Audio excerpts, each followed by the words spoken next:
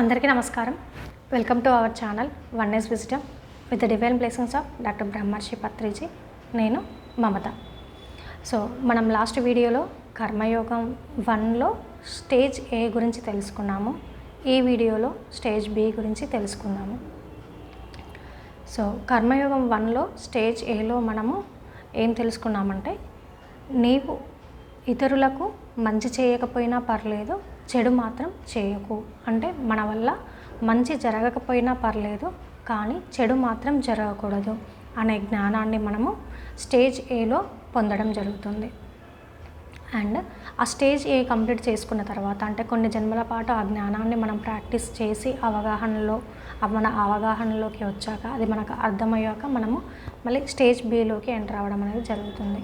So ఈ stage below మనకి ఏం చెప్తారు అని అంటే, నీవు ఇతరులకు సహాయం చేయి, మంచి చేయి. సో నువ్వు ఏదైతే మంచి చేస్తావో ఆ మంచి నీకు మళ్ళీ తిరిగి వస్తుంది. నీకు చేతనైనంత మంచి నీ చుట్టూ ఉన్న వాళ్ళకి, నీ చుట్టూ ఉన్న జీవులకు, ఈ సకల చరాచర జీవరాశికి నీవు మంచి చేయి. అదే మంచి నీకు మళ్ళీ తిరిగి వస్తుంది అని చెప్పి స్టేజ్ బిలో చెప్పడం జరుగుతుంది.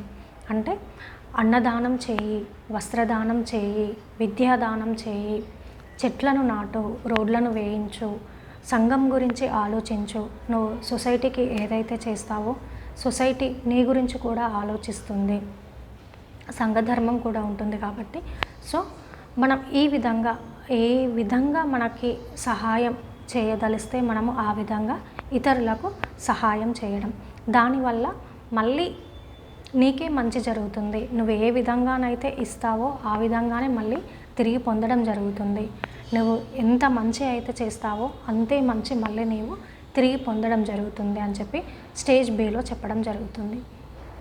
సో ఈ విధంగా స్టేజ్ బిలో మనం తెలుసుకున్న ఈ జ్ఞానాన్ని కొన్ని జన్మల పాటు మనం ఆచరణలో పెట్టి ఆ జ్ఞానాన్ని పొందుతూ అవగాహన చేసుకుంటూ కొన్ని జన్మల పాటు ఈ జ్ఞానాన్ని మనం నేర్చుకుంటూ ఉంటాము. అండ్ ఈ కర్మయోగం స్టేజ్ బిలో మనము ఆ విధంగా అవలంబిస్తాము.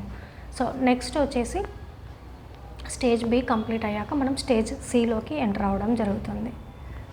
Thank you so much.